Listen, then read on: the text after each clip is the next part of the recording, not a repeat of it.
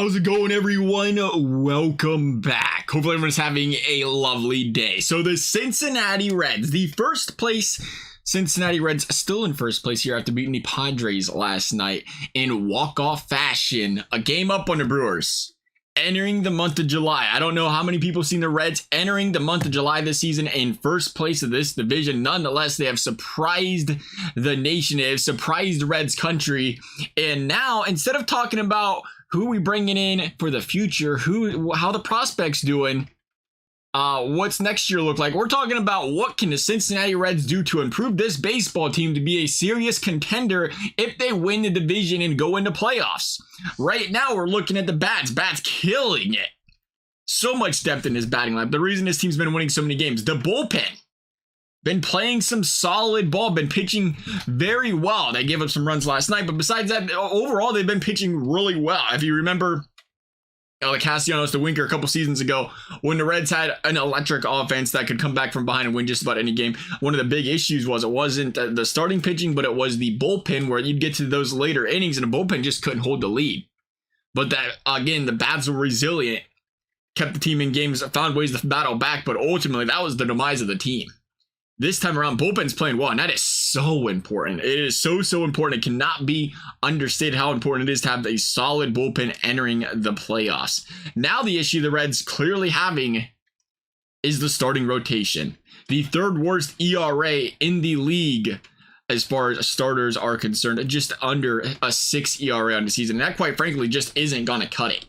The fact that the Reds are winning baseball games, the fact that the Reds are in first place in the division is impressive to have. When you consider, you look at this pitching staff, you can't sustain it. It hasn't been proven to be sustainable. It's rarely ever sustainable. And the Cincinnati Reds rotation, one way or the other, has to figure things out. So what we're hearing is obvious answer. Bring in a starting pitcher. Trade for one. The Reds need one. Let's do it. The answer isn't that obvious, if you ask me. I think upper management, I think this organization, it's a really complicated situation. And there's a lot to think about. The easy answer, the quick fix, trade for our starter. Instantly improves the team. But we can't always think about what the quick fix is, because the situation the Cincinnati Reds are in is they have a batting lineup of young studs, bunch of rookies, bunch of second-year guys, first, second, third-year guys that are going to be on this team for the next 4 to 5 years. They are not in a must-win now situation. This is like the, we're a year out type of season, and they're still this good. So, with that being said, you don't want to sell the farm. You don't want to overpay. You don't want to go out there and, go down that road with a starter and then potentially hurt yourself in the future. Because, again, the goal for a team, especially with the Reds in the organization, is you continuously want to build from within. If you don't have to trade away top prospects, you don't do it. I know there's a plethora. There's, again, a surplus with infielder prospects for this team, but you still don't want to have to trade them away unless, again, you're getting something young in return that can help build this team, because you're just not going to be able to afford to pay all these guys if they hit the way they do. So you build from within.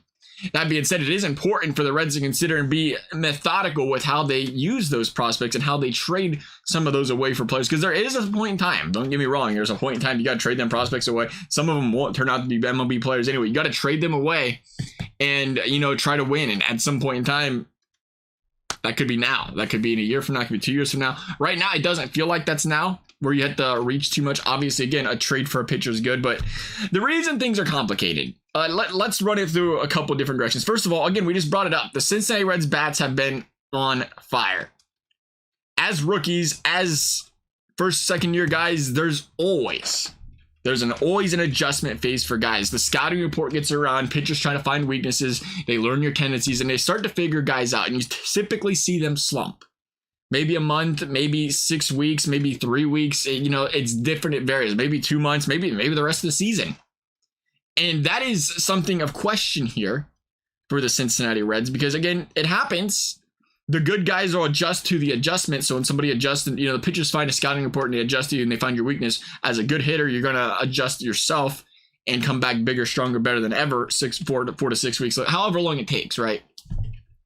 But are we going to see that kind of thing with the Reds, where you say you don't want to reach for a pitcher at the beginning of July, because what happens in the next, you don't want it to happen. What happens in the next 2-3 weeks, the bats cool off, the pitching rotation still struggles. All of a sudden you find yourself 3, 4, 5, maybe 5 games out of first place. And then it's like, okay, you didn't want to go too early in the pitcher, even though it feels like right now you get the pitcher, that's the answer. That's question number one. Concern number two is they don't really need one pitcher right now. They need about 4.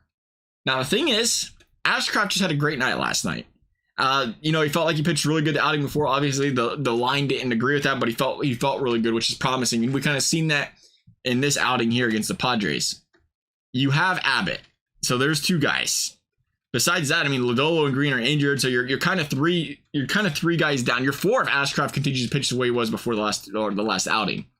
So you're really not going to get all that in, trade. So it's a sticky situation for that reason. Because again, you don't want to have to overpay. You don't have to deplete the entire system for 1 year rental. And 1 year rental is what's really important here. This is probably the key factor to me is, let's talk about it. You have Ashcraft. If he bounces back, you have Ashcraft. You have Abbott. You expect this guy to be the future. Lodolo and Green are going to be the future. So at least 3 of those guys are going to be around in this team. And you expect them to be around for a very long time. But let's talk about Williamson. Now, Williamson not having, he's had his woes. But again, younger pitcher, you kind of think, hey, can this be a guy for the future? Do you believe in Williamson? Do you say we got to let him work through his struggles? And this is going to be a guy for the future, because all this has to be considered, because if that's the case, we just named a 5-man rotation, which means if you bring in another pitcher, now if it's rental, a little different, but obviously if you bring in another pitcher for more than a year, say they trade for a younger pitcher or you got a second, third year guy that might have a couple years on the contract. If you bring in another pitcher, you have to be pretty confident in his ability to be a solid piece of the rotation. And then you have to be okay with saying, okay, we're going to let one of those other guys go, because you obviously can't have a 6-man rotation. One of those other guys is going to get kind of buried. We're not going to give him the opportunity. Or, and this is why it's difficult, because you could trade for that guy, and it's very, very, I mean, we say could, hypothetical. It's super, super difficult to get a guy under team control for a long time that is a solid pitcher. It doesn't happen. Teams don't trade away because, again, team control, a cheap player. But the luxury of the Reds, they have a surplus of hitters where maybe a team would say, okay, we'll give you a young pitcher, you give us a young hitter in return kind of thing.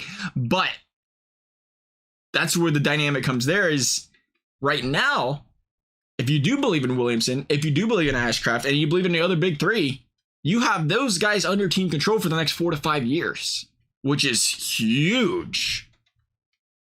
For the most part, 4 to 5 years, we should say. Otherwise, you're renting a pitcher this year, potentially burying one of these guys, potentially, who knows what you do there, career, you throw him to AAA, you bury him. It's always a sticky situation. They could always come back next year, but for the time being, you say bring in this guy for a year, half a year, like you're getting a year and a half, or maybe you're getting a half a rental, not even half a year, a couple months. You're getting a couple month rental out of these guys. Would you rather that, or would you rather the 4 or 5 years out of the potential guy you got to just kind of work through the struggles? That's one of the situations, one of the struggles, obviously. I think the bigger issue here for the Reds, because I think you obviously can say, well, one of these guys, they can work on their stuff in the AAA and come back and be all right. I think the other issue for the Reds here is just kind of understanding where Lodolo and Green's timetables are. We're here in August, maybe September, because we brought it up. They're more than one starter away right now, and you don't want to bring in again a pitcher if you're 3 short. One's probably not gonna help a lot. It's gonna help, but it's still gonna be tough, and your bats are gonna be asked to once again sustain what they've been doing all season. But that being said, I think, that's why you don't chase a pitcher right now. But you could sure as heck do it in the end of July, near the deadline. If you do it then, you say, all right, we got a better timetable. By then, you would think Lodolo, Green, maybe both, are in the process of getting ready for some rehab starts, or where their timetable is. You feel really confident about when they're going to pitch. Or the flip side of that is obviously you've seen some setbacks and you're like, okay, they might not pitch until the end of September. They might not pitch the rest of the season. Then you have to look and say, where's the Reds at in the standings? And you have to look at, what can we do here? But I think it's just a game, ultimately for the Reds, it's a game of being patient and being able to weigh all the options without just, instantly jumping after something. They can go out there, again, get a pitcher, it'd be great. Especially if you do it at the deadline. And this is, you're in first place, you're within 3 games of first place at the deadline. I think you do. You feel really confident and say, okay, yeah, we'll go ahead and be buyers. But we have to, again, make sure we're checking boxes off here and saying, all right, how are the other guys doing? How's the progress looking? How's the rotation in general looking? Who's coming back from injury? How's the health of the team look? Because that's really important here. Because I think the big thing for the Reds this season is you want to win at all. You always want to win. But the difference in this season and 2012 or 2010 or even a couple years ago is this season, this team is built to last for a long time. where your core is here for a long time. So you don't have that itch or urge where you have to be a big buyer now and feel like this is it. It's this year or bust, where you have to overpay for a guy, you have to reach for a guy. You can be methodical and say, hey, we got time. We're a year ahead of schedule when it comes to being good, maybe 2 years ahead of schedule. So we got plenty of time for this team to win games, potentially win a championship. So be patient. But again, the flip side of that is, if the opportunity's there, we just brought it up. It is so important to run into the playoffs with a good bullpen. If you go to the trade deadline, the bullpen is still pitching really well. You go to the trade deadline, the bats are doing really well. You don't need 5 guys when the playoffs come around in your rotation. 3 can do it. 4 if you want to play it safe, but 3 can do it.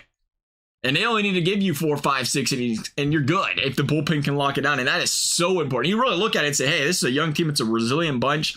As much as you want to be patient, you also say, this is a golden opportunity.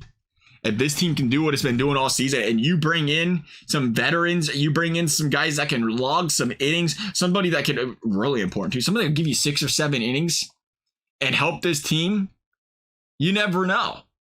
I don't think there's a dominant horse I don't think there's one in baseball right now that you say the Reds could not potentially go toe-to-toe against if they had a formidable bunch in the starting rotation. Obviously, again, it's so important in playoffs. You won't go anywhere without the pitching. Playoffs runs come difficult to come by. There's going to be a lot of, you're going to see a lot of 3-2 games, 4-2 games, 4-3, whatever. So your starting rotation can't afford to giving up 5-6 a game, 4-5 a game. So we'll see. Overall, when you really break it down, I'm still super optimistic about this baseball team. It's the fact that I'm so optimistic. I think a lot of Reds fans are. We're so excited about the way this team's been playing this season. You want to see them win. That it's easy to get a little infatuated with the idea of saying, let's just go all in. I think it's different, though. I think it's different. We have to remember what you had to do to sustain success as a small market team. And it's a difficult situation for the organization. I think at this point, you watch the way this team's played this season, we got to give them a little bit of trust, though, and see what they do. Times are changing. Things are being done differently, clearly, and we'll see. Love your guys' thoughts. We taking a picture. We buying hard here. We selling. We're in the middle. Hope you guys enjoyed the video. Thank you guys for watching. We'll see you next time.